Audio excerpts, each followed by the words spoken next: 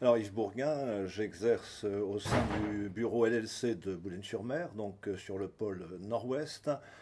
J'ai deux domaines de spécialité qui sont le droit commercial et le droit social, tant sur le volet du conseil que du contentieux.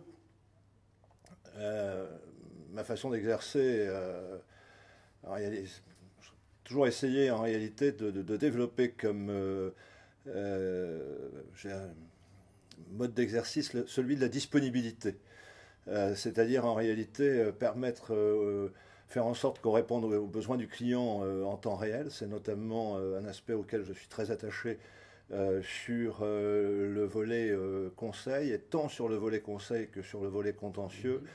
La préoccupation constante que nous avons développée dans la culture du cabinet, c'est essentiellement de permettre aux clients de se sentir pris en charge, c'est-à-dire un véritable accompagnement et pas un suivi administratif, c'est-à-dire la connaissance du client personnel, l'historique de l'entreprise et adapter nos conseils en fait à la culture de l'entreprise plutôt que de demander à l'entreprise de s'adapter au conseil, sauf les situations où évidemment il n'est pas possible de faire autrement. En étant basé à Boulogne-sur-Mer, on a nécessairement dans le domaine du droit des affaires une implantation forte dans le secteur agroalimentaire, ce qui a permis d'ailleurs au cabinet de développer une compétence sur le commerce international, ce qui est d'ailleurs passé du domaine de l'agroalimentaire vers des domaines plus vastes comme la fourniture industrielle.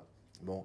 On touche évidemment essentiellement aussi un public de PME par rapport au tissu économique de la région, avec notamment la confiance depuis des dizaines d'années d'un groupe qui est spécialisé dans les activités extractives, qui est d'ailleurs un des leaders français. Et puis nous avons réussi aussi à toucher quelques grands noms, notamment dans le domaine de la GMS, où nous intervenons pour quelques clients qui sont eux-mêmes des leaders sur ce domaine.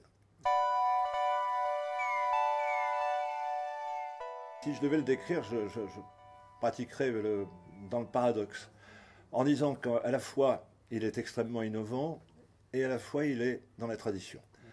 Alors, pourquoi est-ce que je considère qu'il est dans la tradition? Ce qui justifie les professions libérales et le statut libéral, c'est l'excellence.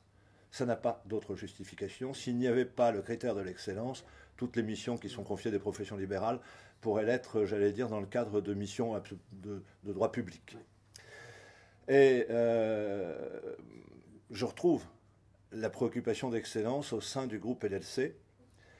Et dans le même temps, ce qui a toujours caractérisé les professions libérales, c'est le souci de leur garder une dimension humaine.